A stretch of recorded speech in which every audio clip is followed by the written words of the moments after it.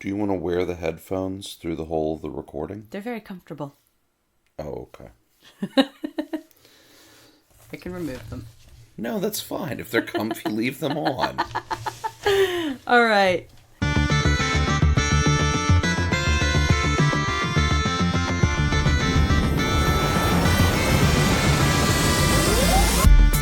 Welcome to the Play Ed Podcast, where we explore cultivating connections through play.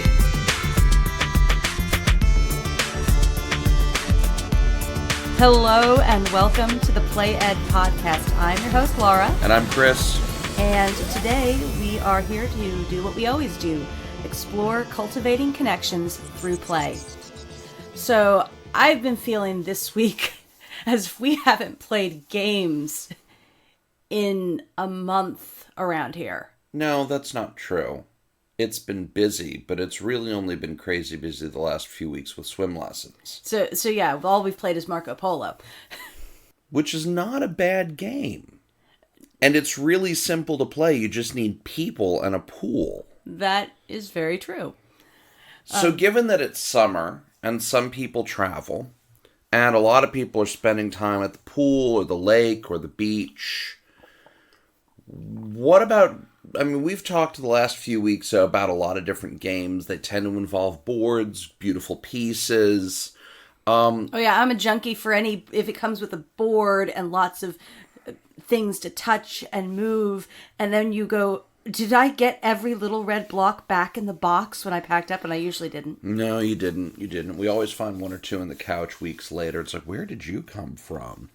But in all seriousness, today we'd like to talk about games that don't require a whole lot of stuff. What can you do with a pack of cards? What can you do with, you can get travel sets for chess, checkers, backgammon.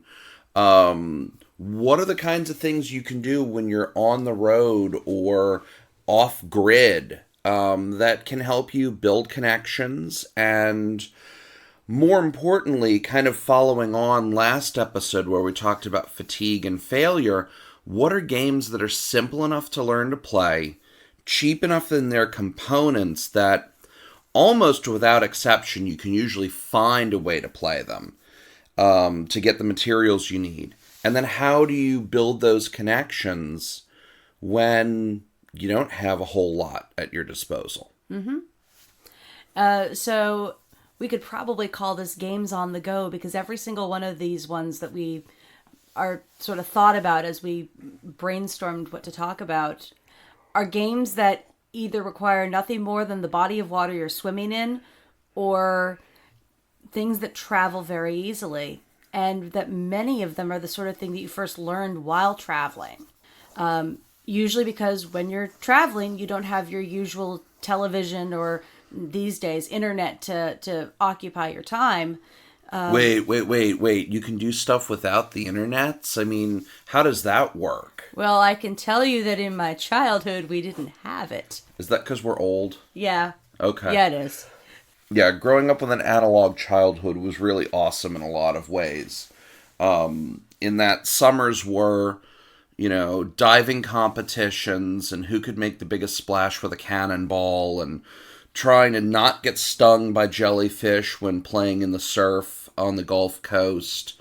And lots of card games and really simple board games, chess, checkers, stuff you could take with you. And that held whether we were down, as I said, at the Gulf Coast, or we were hanging out at the country club that one of my friends' families had a membership to growing up. There were pools to swim in and just games to play. Mm-hmm. Swim races, Marco Polo, as you mentioned. Watching our kids do that over the last few weeks just kind of reminded me of how did I spend my summers in the pre-internet world. And that got us thinking about card games and board games, and now I'm just repeating myself aimlessly. I was sitting here thinking about maybe sometimes it's helpful to think of an example. And since you mentioned card games and vacation, my mother's family lives out in California, and every summer we would go out to visit them. And one of the things that we tried to do every single year was drive up to Lake Tahoe, and we'd spend a weekend camping up in the Lake Tahoe area.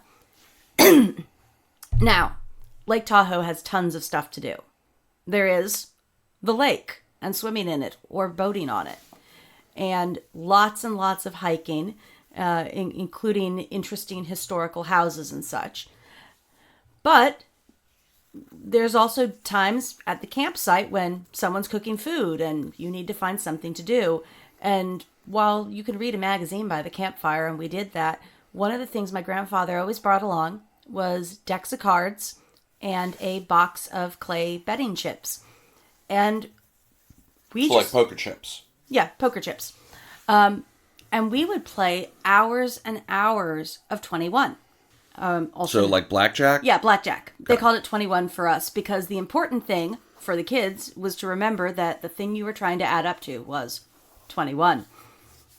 Which I think covers a couple of things. One, I played a lot of that game not just with my brother and sister, but also with my grandfather. And when we talk about cultivating connections, one of the things that I think is really important about a game is that it has that ability to cross all kinds of barriers. That when you're playing with another person, you're sharing something with someone, frequently across generations. Yeah. And so that's one of the touchstones I had with my grandpa, that, you could be sitting there playing that card game and then having a conversation about whatever, whether it was the history of the place you were in, or what he'd done when he was a kid, or when he learned to play the game. And you'd get to tell stories to each other as you played. And that meant that you had not just the blood connection being related, but you told these stories that built up something bigger. And that the playing of the game was that opportunity to have a conversation without it being, we're going to have a conversation now. Right. It was natural. Well, and not to put too fine a point on it, but your grandfather died some years ago. Yes. I think around the time we got married, wasn't it? I recall him making it to the wedding. Yeah. And I remember getting to meet him, but, so he's no longer with us. Those family trips to Tahoe don't happen anymore, but you still have those memories, not just of the trips out there and the awesome beauty that is Tahoe, but of sitting around the campfire, playing cards with your grandfather, playing cards with your siblings, hanging out and chit-chatting, and that kind of connection. Mm-hmm. And that's part of what we're going for. That's one that bridged generations and allows you good memories you can carry forward with you into your interactions with other people. And then the other thing that the game was doing, and I didn't realize it until years later, I think I was watching a show about the MIT kids who was... Oh, the card counting? Yeah. Okay. So very briefly, there were some kids at MIT who, as a class project, started counting cards in, I believe, Atlantic City. They weren't marking them, but they figured out how to count cards, and then they figured out the probabilities. And they managed to make a lot of money in Atlantic City. They went out to Vegas, and they did that in Vegas. It was anyway. I'm documentary about it, but the important part is that 21 as a card game, on the very, very basic level, gets you really good, very fast at math facts.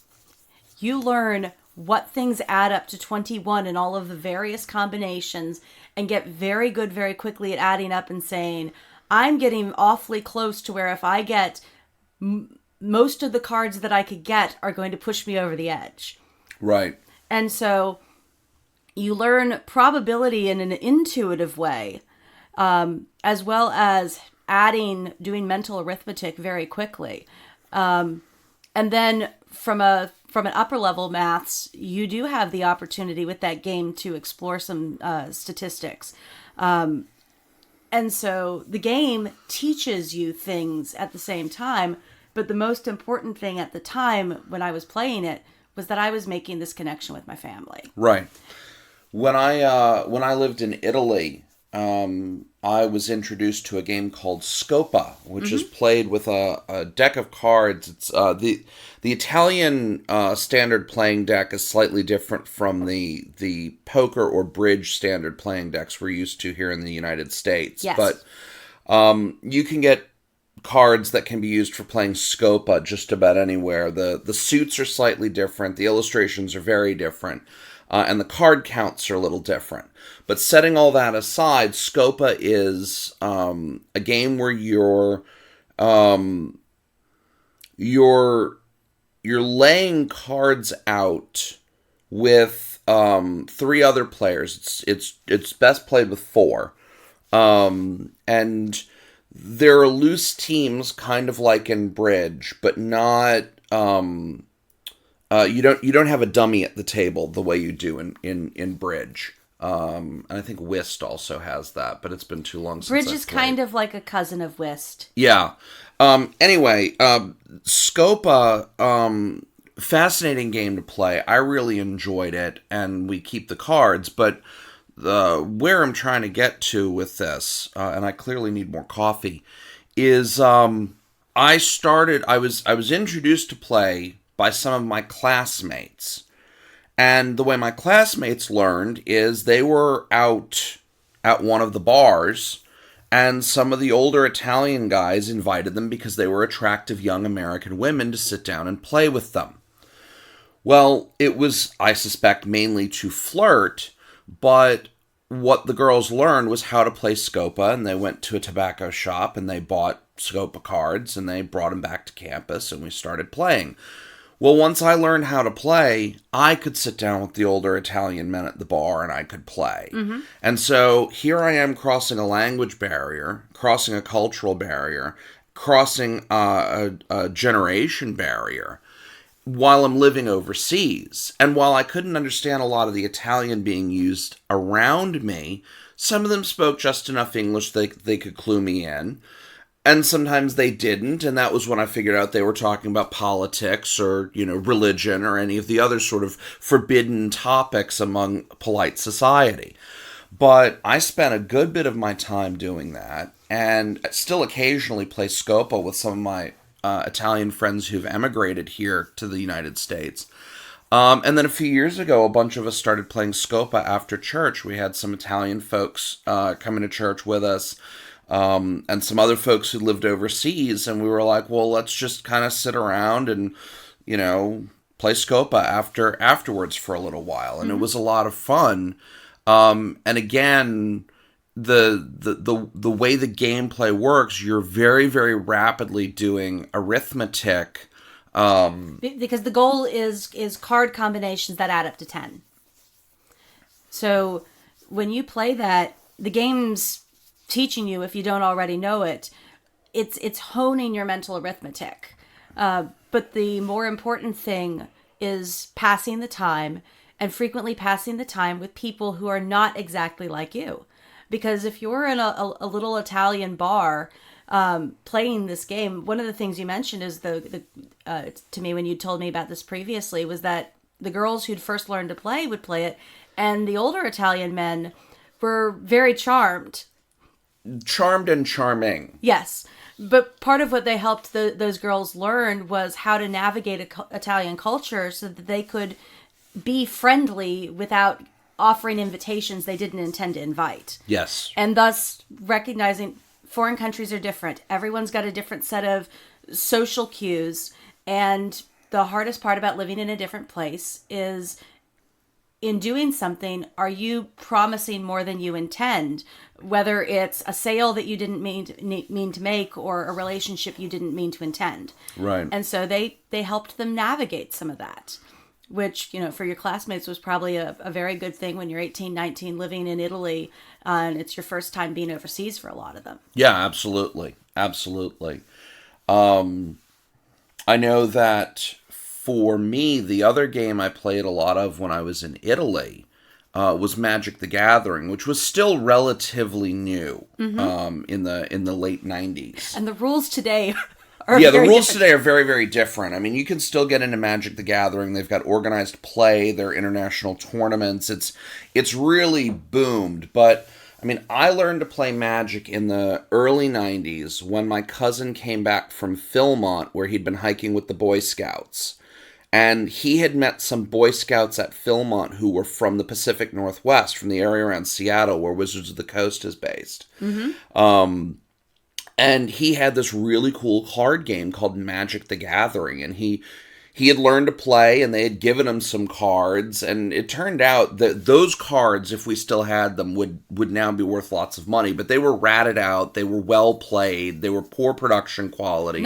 Not collector's level. Well, no, I mean, collectors would be interested in because they were alphas and betas. True. They were the very, very first generations of cards, but these scouts had just given a bunch of their surplus to my cousin, who stuck him in a Ziploc bag and hiked him across the rest of Philmont for the trip and then came home to New Orleans.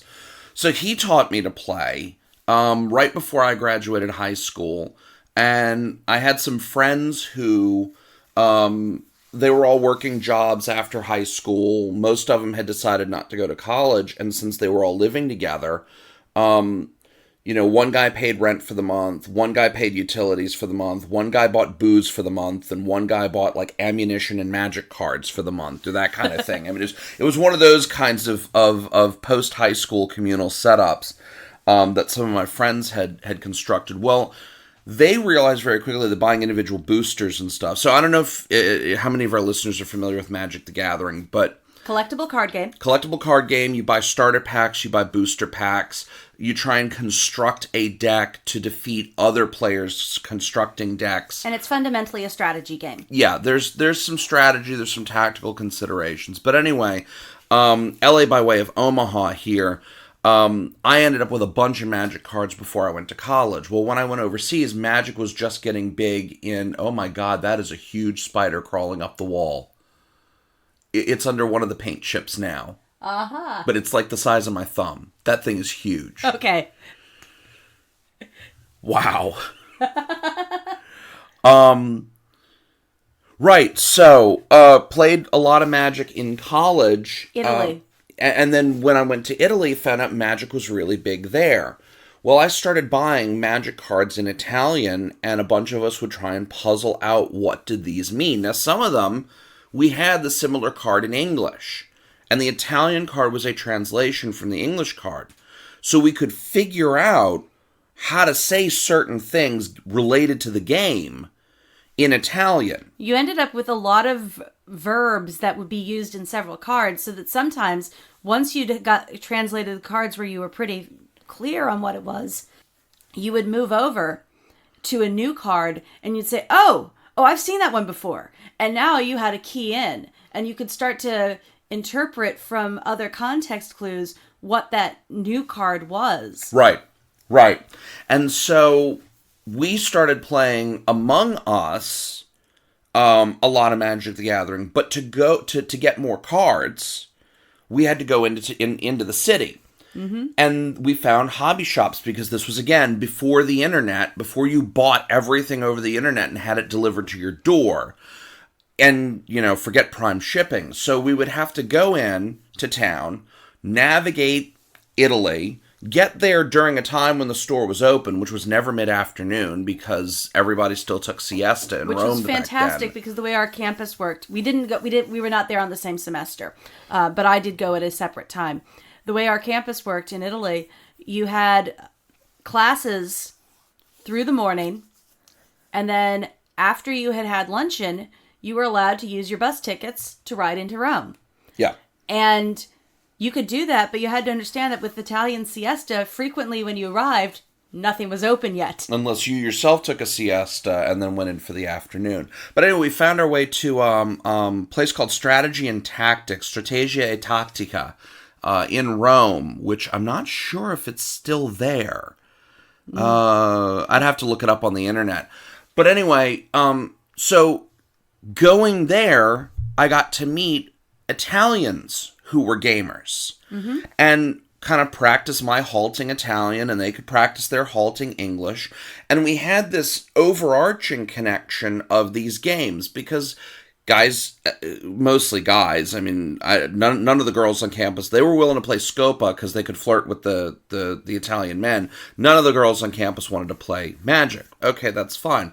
But hanging out in the GameStop, there was minis gaming. There were people who played Warhammer 40K, and there were Dungeons and Dragons books, which at that time was still the very late second edition era.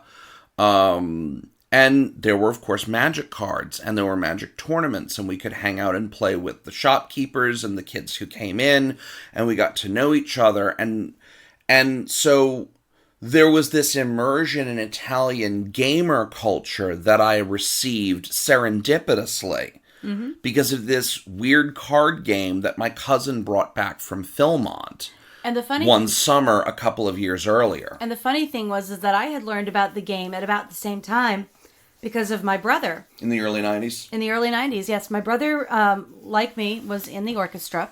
And his middle school orchestra had formed a relationship with a sister orchestra in one of the Carolinas. Okay. The schools set up this exchange program where for about a week, the orchestra from the Carolinas traveled up to our city in Maryland, and they had the kids from the orchestra home with various orchestra families. So we had this kid. So an exchange program. Yeah, it was an exchange program. We had this kid from Maryland to North Carolina. Yeah. Okay. So we had this kid from the Carolina Orchestra hanging out with us for a week, and he had brought a card deck of Magic, and that's how my brother found out about it. My brother had already been playing Dungeons and Dragons, so it's like, oh, hey, this is fun. Yet another fantasy game, but instead of a rule book and a sort of pen and paper tabletop RPG, this is a card collecting game. So it's different, but thematically in his interest area. Right. And that's how he ended up getting into the game back then.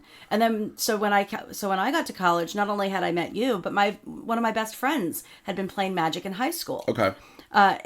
She had even written a fun little fiction story about oh my word, fanfic, forget it.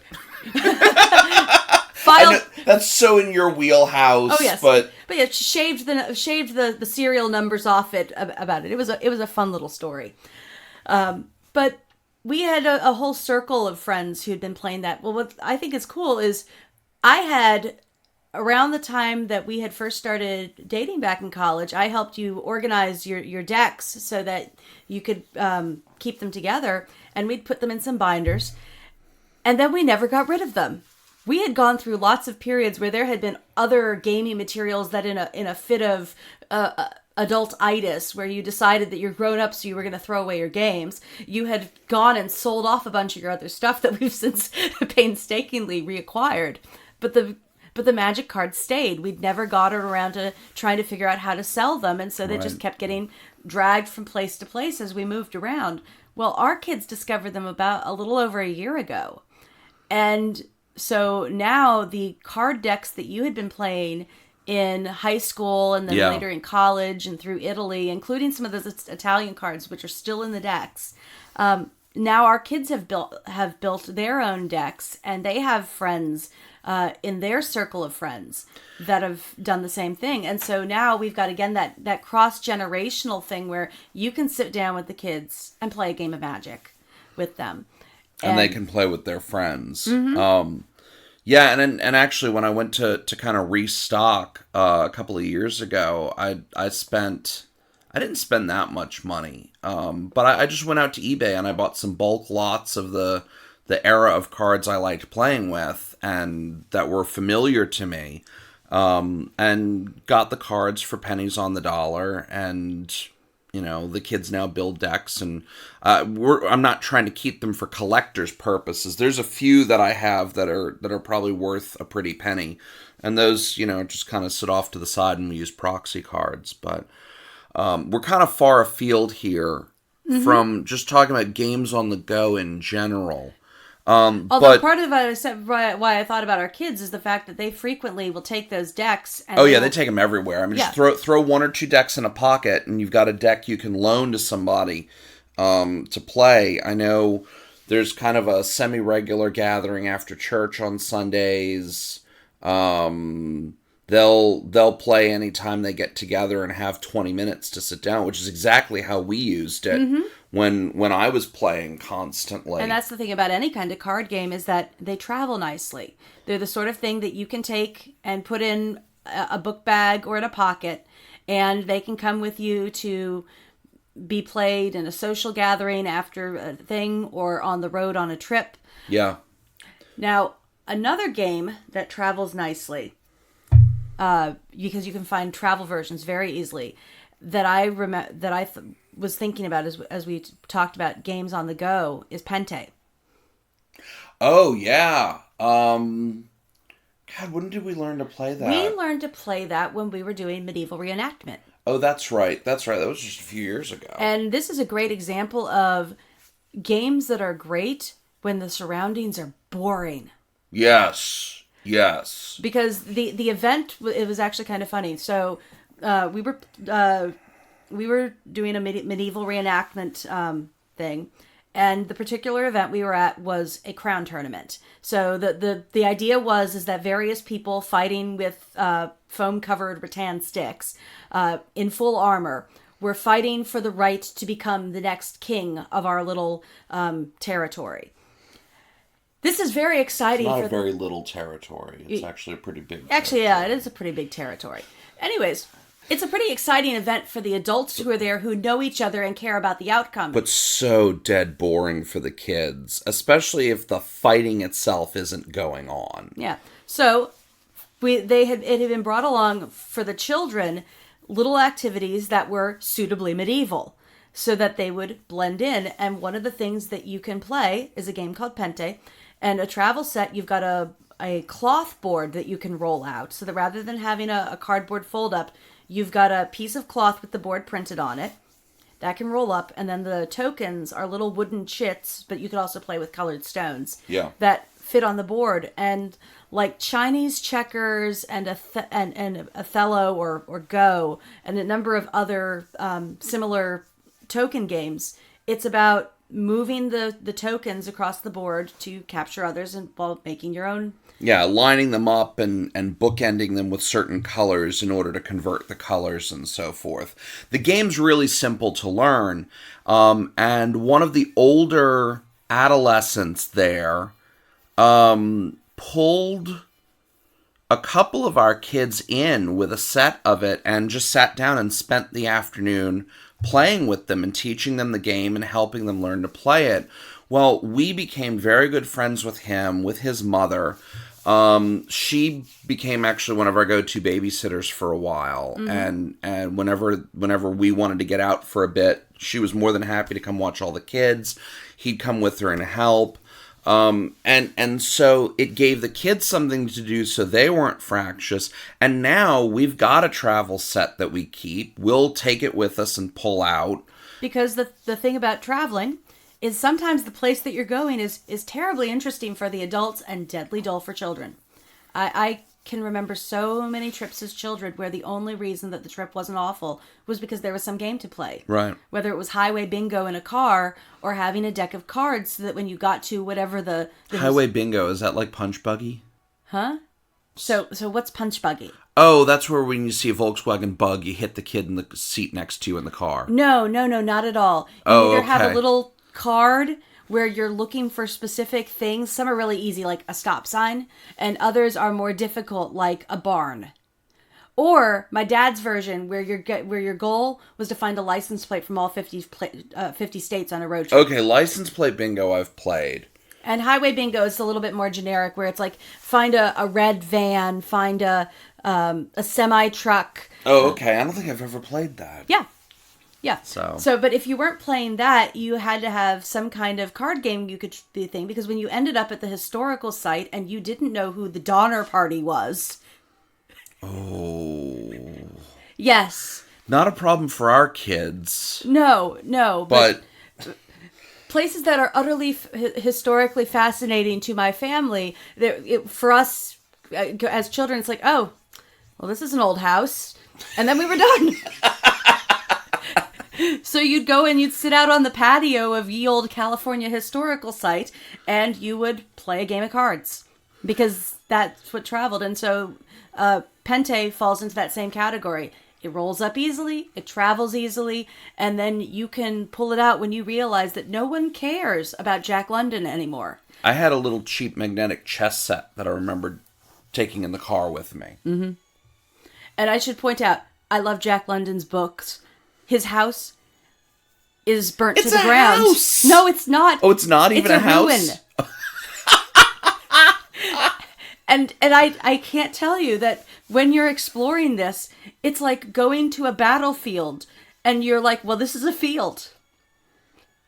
If you don't have the context, there's only so much. And we had not visited. We had visited. That was, in fact, my experience of visiting Valley Forge for the first time. As interested as I was in things military and history and stuff, the Revolutionary War period never really interested me. Mm-hmm. And I remember going to Valley Forge and it was like, okay, there was some reconstructed ramshackle cottages and some fields with rolling hills, and that was it. Yeah. And the cool part to me was the gift shop. Yeah. But, where I bought a pair of lead dice. And that's the thing. There's a lot of places that you travel to in the summer, and you may have some people that actually understand the historical context of the place, and it's fascinating. Mm-hmm. I had read Jack London's stories by the time we got there, so I at least was getting, okay, I can now in my head better picture some of the places he's described, because he was writing some of them at least partially set in this part of the world. Oh, okay. My brother and sister had not. Right. It was a ruin. And not even a Roman ruin where there's still standing columns. It was here's the footprint of where the house used to be kind of ruin. Wow. So that's where you definitely want to have your pack of cards on hand, or your travel checker set, or your travel whatever it is, so that you can sit at the picnic table and do something to occupy your time. Yeah, I mean, cards have the advantage over, travel board games in that you can usually accommodate as many players as you want. Mm-hmm. They're also cheap and very, very portable. I know plenty of people who today with their phones will play, Words with Friends or various games, but, those, in my opinion, aren't as enjoyable because you're ignoring the person sitting right next to you or across from you. And at least, like, in the case of our kids, they'll just sit down and play with their magic cards, or what I used to do with my friends, we'd pull out a deck of cards and we'd play poker, or we'd play blackjack, or we'd play war. Mm-hmm. When I was at a summer youth group thing, we went to the Eastern Shore of Maryland for a week to do work for Habitat for Humanity. Mm-hmm. And lots of people brought along card decks, and we'd spend the evenings, we spent the day doing stuff like tarring roofs and fixing fences. And there was one house we had, that little old woman must have been a Marine, because there were so many holes in the floor covered with layers and layers of carpet. We don't know how she made it through that house on a daily basis. So lots of home repairs and fixing and building that we were doing during the day. In the evening, we'd sit down at the tables after dinner and play lots and lots of gin rummy. Yeah. I think we've hit on a number of games, and I can probably list even more in the show notes, of games that are suitable or very easy to find travel versions of, but ones that travel well.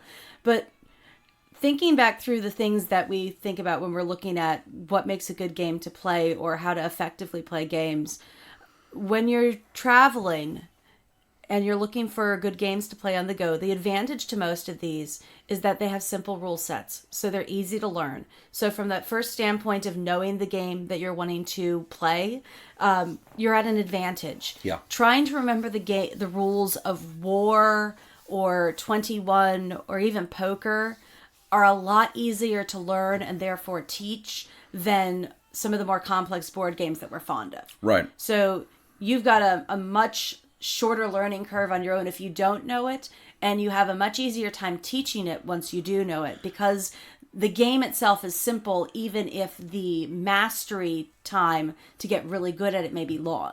Right, and that's really an important consideration because, as kids, we think of vacation as the time where you have no responsibilities. You're out of school, you're going to hang out at the beach all day or whatever. Well, as an adult trying to plan a trip, I don't know about our listeners, but I know for me, even trying to plan a trip to visit other friends is a logistical source of stress and an immensely taxing exercise. So, I don't anymore think of vacations as restful changes of routine. It's like, okay, we need to there's the food and there's the fuel and there's the activities and then there's the lodgings and there's the expense of all of it and the travel budget, and then there's all these bored children who are disrupted from their normal routine and don't have their regular comforts. It's not a good time when you're stressed and tired and worried about a bunch of other stuff and you're not actually enjoying the vacation you're spending so much money on, but you should be enjoying it. You take all of that, that's all stress. The last thing you want to do in the middle of that is say, hey kids, let's pull out a game I barely understand and see if we can while away the hours happily. Doesn't work out that way. So you need a game that you can play brainlessly, mindlessly when you're completely exhausted and, all you want to do is have a bourbon and put your feet up and, but you can't because you're a parent. So that's one of the things to keep in mind. The second is that, the nice thing about vacation time or hanging out at the pool or a lot of these things is that you're not necessarily actively teaching at those times, but the game still teaches. So from a standpoint of considering a game for education, you let the game do the teaching, whether it's building your skill with adding, as in so many of those card games, or helping hone your strategic thinking.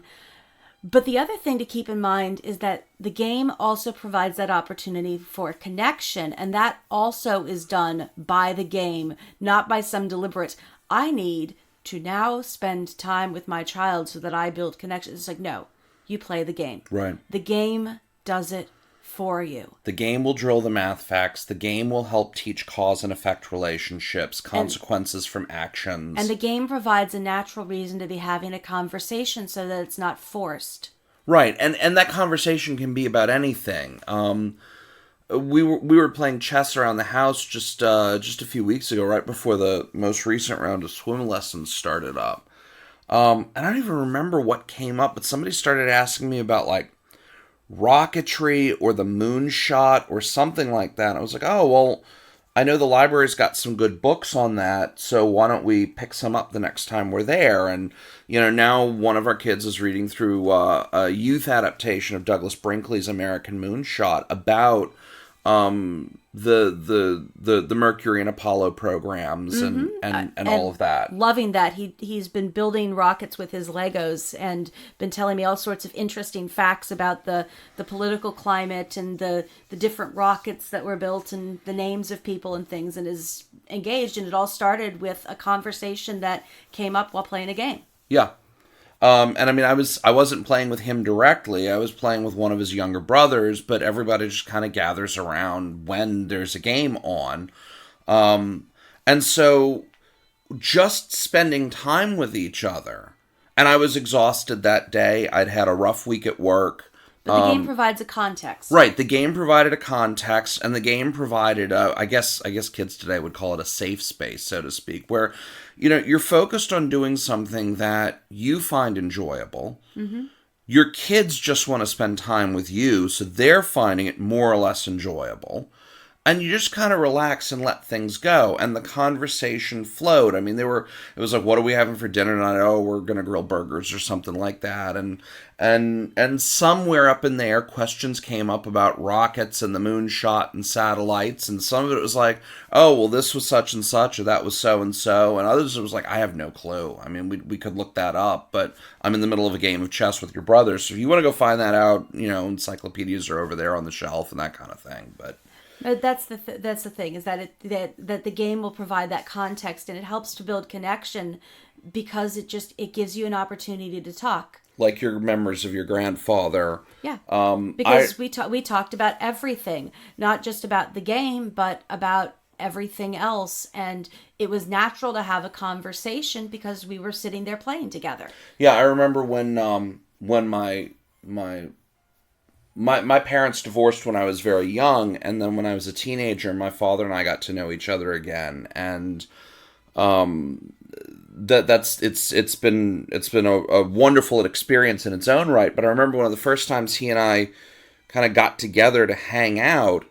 I went with him over to one of his cousins' houses, and the cousins and my father and one of his brothers they were having a poker night.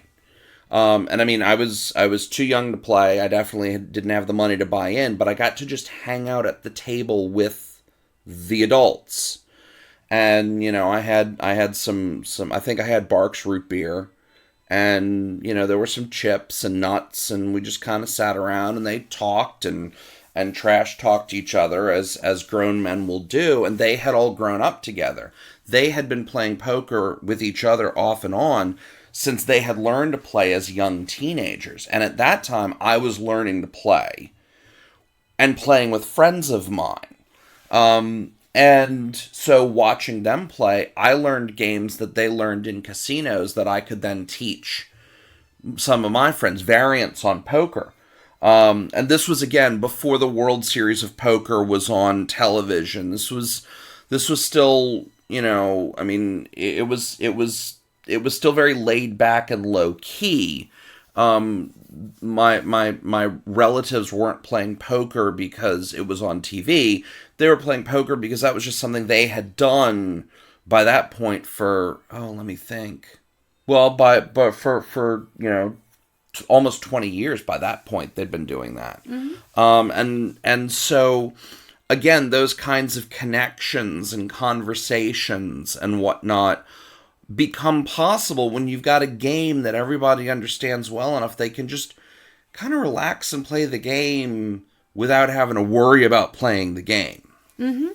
And then the third thing to keep in mind, and this is really important when you're traveling, is that paying attention so that you're keeping the game in the fun zone, in the learning zone, and not letting it get into the frustration zone. Right. That the beauty of traveling is that frequently there is something else to do.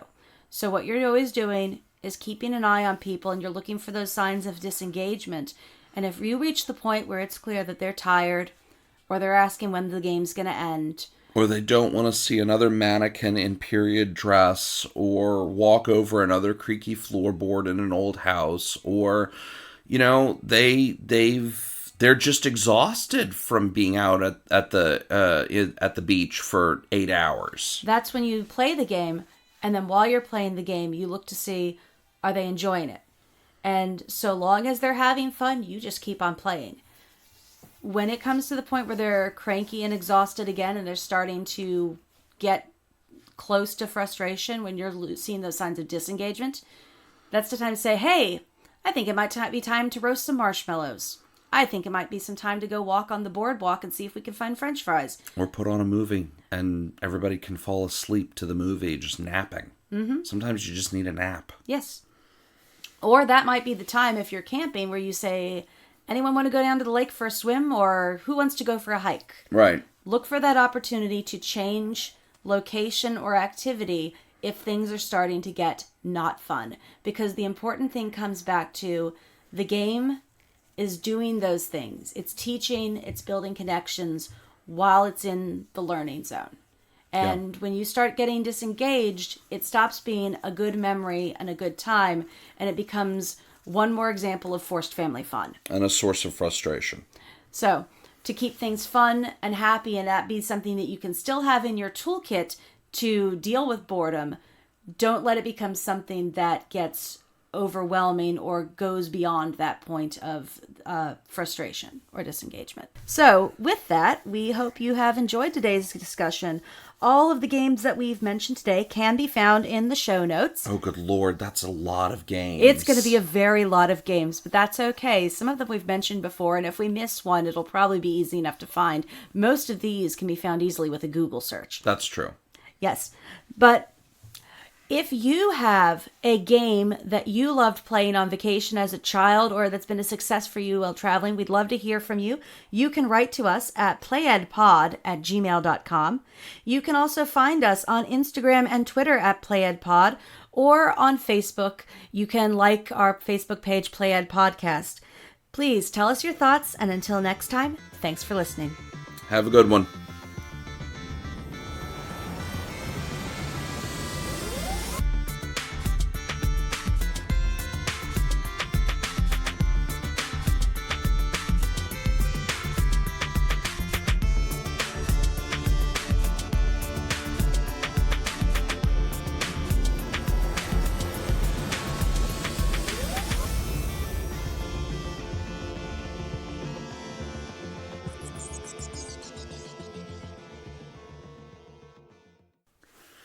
All right, Mike is hot. Mike is hot, and we have hot coffee, and I remembered to turn off the AC, so we're now under the deadline to get this recorded before the house gets hot.